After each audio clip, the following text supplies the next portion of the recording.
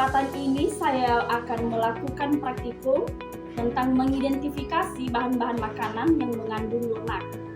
Adapun alat dan bahan yang saya gunakan, yang pertama saya menggunakan senter, saya menggunakan pipet, saya menggunakan sendok, dan saya juga menggunakan korek api. Dan di sini saya sudah menyediakan beberapa bahan berupa margarin, santan, air putih, dan minyak goreng. Di sini juga saya sudah menyediakan bahan lainnya. Ada bawang merah, kemiri, kacang tanah, jeruk, susu, jambu biji, coklat, singkong kering, dan madu.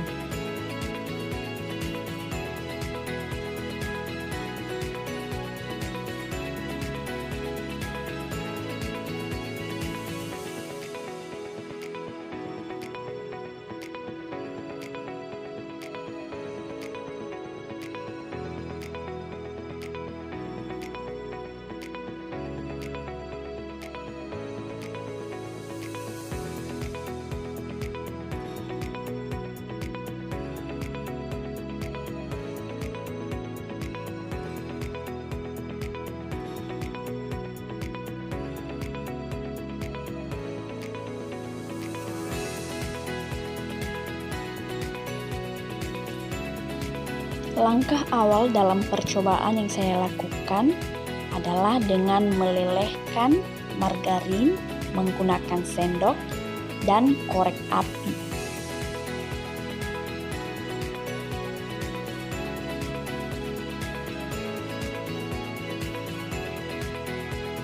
Setelah margarinnya meleleh, maka kita memindahkan kembali margarin tersebut ke dalam tempat yang sudah kita sediakan.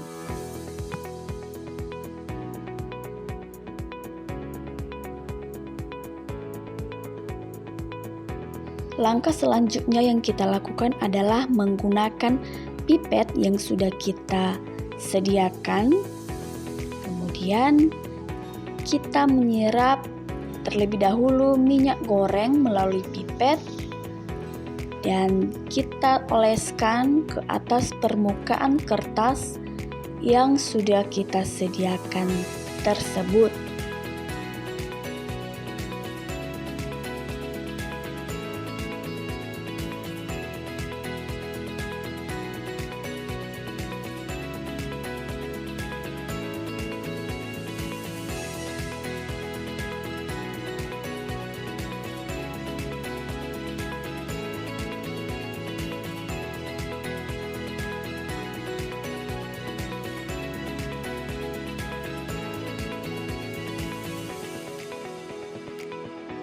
Ini adalah hasilnya ketika saya mengoleskan minyak goreng terhadap kertas yang telah saya sediakan.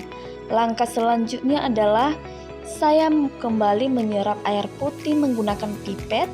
Namun sebelumnya, bahwa pipet yang saya gunakan itu telah saya bersihkan kembali agar tidak ada campuran antara minyak goreng dan air.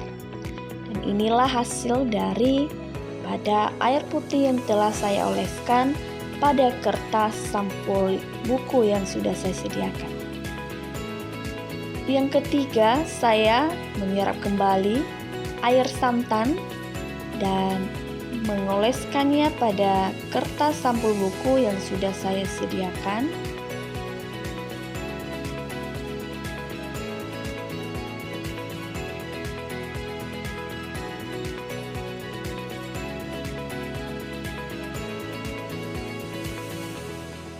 Selanjutnya, saya mengoleskan margarin ke atas kertas sampul buku menggunakan pipet.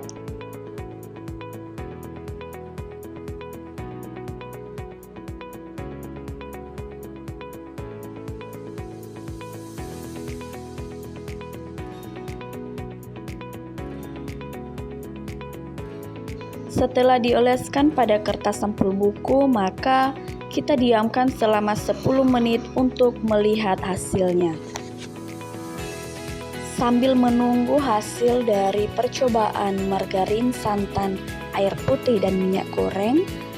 Tahap selanjutnya yang akan saya lakukan adalah dengan mengoleskan bawang merah yang sudah saya kupas dan sudah saya bagi dua pada permukaan kertas sampul buku.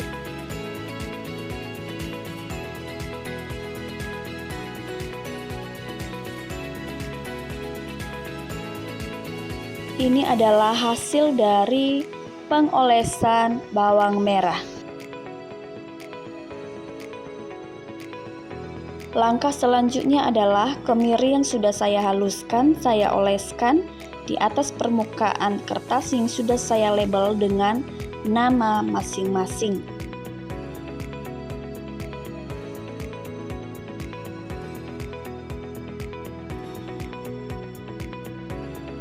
Setelah kemiri, di sini juga saya sudah menghaluskan bahan makanan kacang tanah dan akan saya gosokkan di atas permukaan kertas yang sudah saya label dengan nama kacang tanah.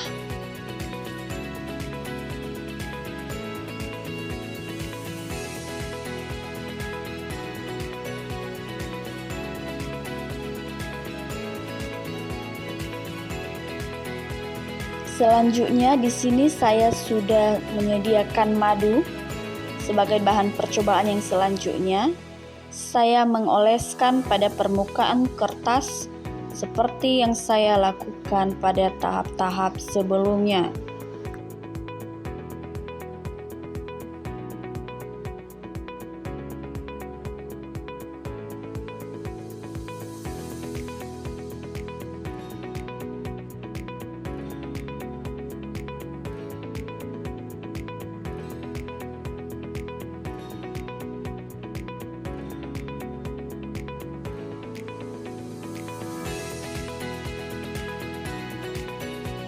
Bahan selanjutnya yang saya gunakan adalah coklat yang sudah saya lelehkan dan akan saya oleskan ke atas permukaan kertas yang saya labeli dengan nama coklat.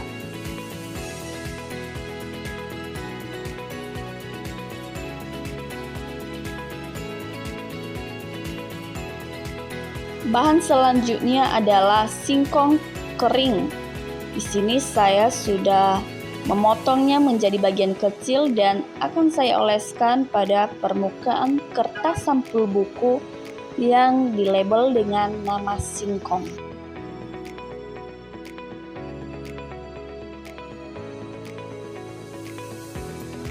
Selanjutnya, bahannya adalah jambu biji. Di sini jambu sudah saya kupas dan akan saya oleskan di atas permukaan kertas.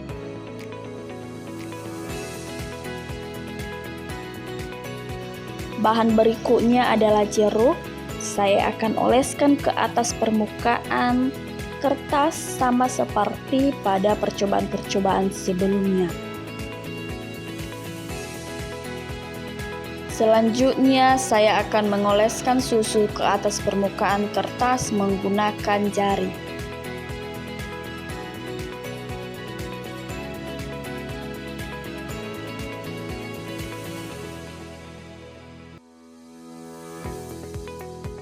Setelah siap mengoleskan semua bahan, maka kita akan menunggu selama 10 menit untuk mengamati uji lemak yang dikandung dalam bahan-bahan makanan tersebut. Setelah didiamkan selama 10 menit, pengolesan pada kertas margarin, santan, air putih, dan minyak goreng, kini saya akan menyenter bagian-bagian kertas yang sudah saya diamkan.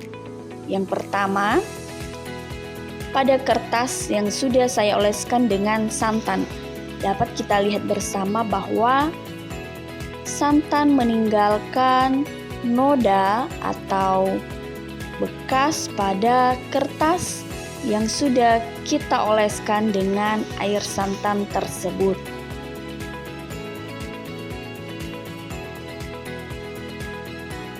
Selanjutnya, kertas margarin yang sudah didiamkan selama 10 menit dapat kita lihat bahwa ada bekas atau noda licin di permukaan kertas.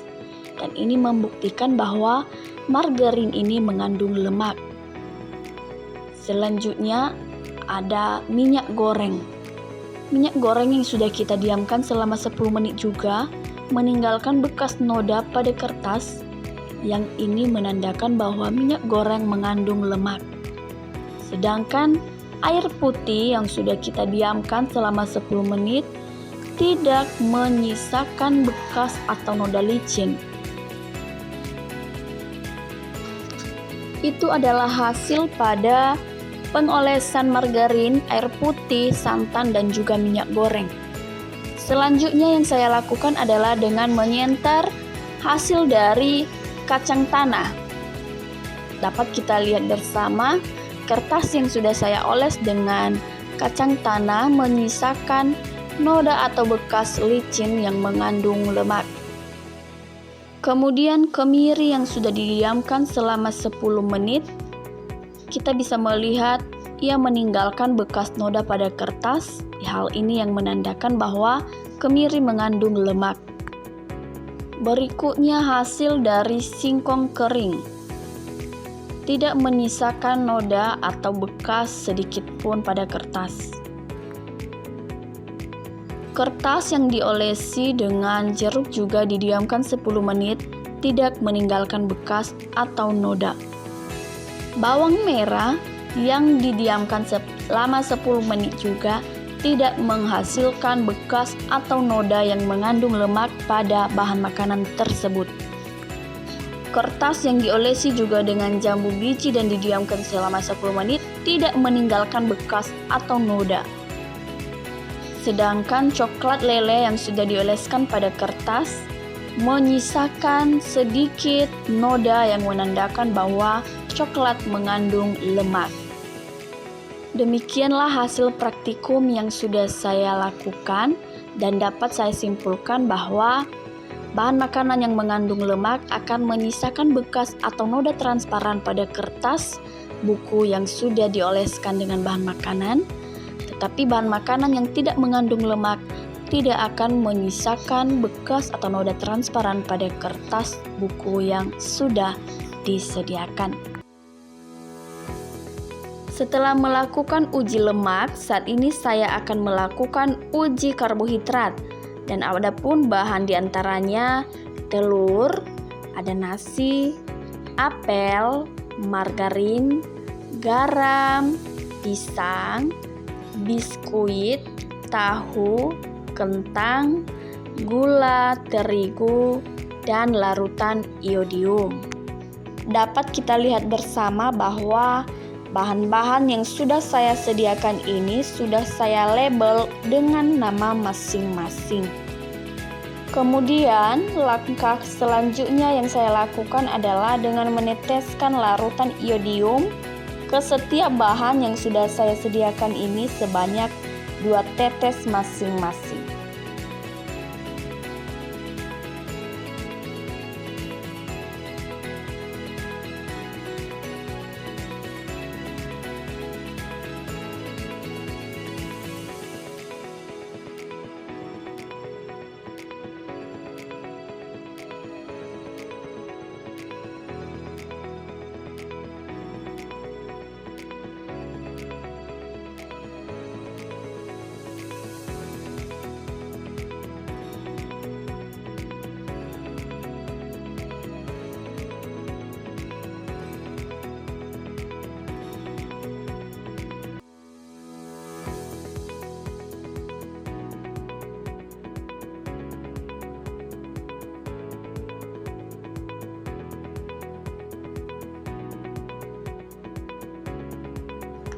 Ini adalah hasil larutan iodium yang sudah saya teteskan pada setiap bahan.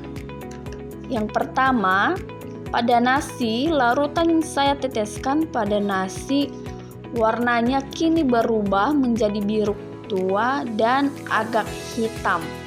Dapat kita lihat pada video saya ini. Kemudian, larutan yang sudah saya teteskan pada buah apel, warnanya tidak berubah dari warna sebelumnya. Ketiga, ketika saya meneteskan pada garam, warna dari larutan iodium itu sedikit berubah menjadi berwarna merah maron. Selanjutnya pada pisang, larutan yang sudah saya teteskan warnanya berubah menjadi warna hitam. Pada biskuit warnanya juga berubah menjadi warna hitam. Larutan iodium yang sudah diteteskan pada tahu dapat kita lihat bersama bahwa tidak ada perubahan pada larutan yang sudah diteteskan. Selanjutnya, larutan yang diteteskan pada kentang, kita lihat bahwa tidak ada perubahan warna dari larutan sebelumnya. Kemudian pada gula, dapat kita lihat bersama bahwa larutan iodium yang diteteskan itu mengalami perubahan warna menjadi warna hitam.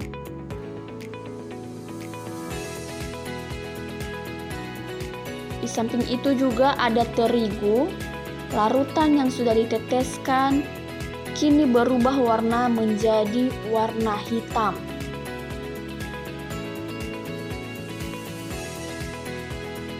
Dan pada telur, di sini kita lihat bersama bahwa tidak terjadi perubahan warna daripada larutan iodium sebelumnya. Demikianlah hasil praktikum yang sudah saya lakukan dari praktikum uji lemak dan uji karbohidrat. Terima kasih.